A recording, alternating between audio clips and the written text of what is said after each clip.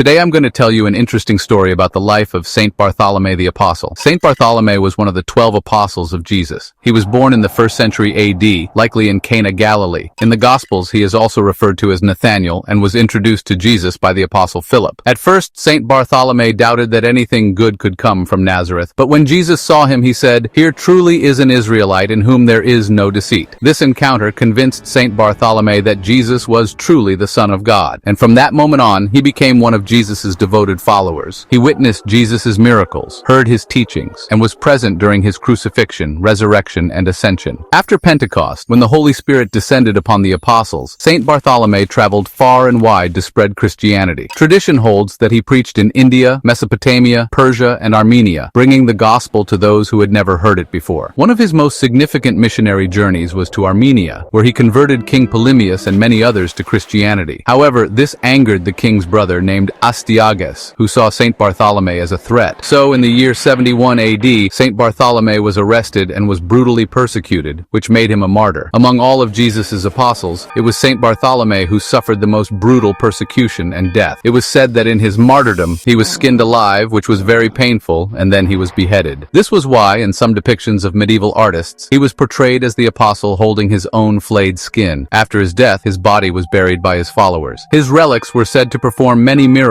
and devotion to him spread across the Christian world. Later, a portion of his relics were eventually moved to the Church of Saint Bartholomew on the island in Rome, where they remain today. Today, Saint Bartholomew is venerated as the patron saint of butchers, leatherworkers, and people who suffer persecution. His feast day is celebrated every 24th of August. If you like stories like this, follow, like, and subscribe.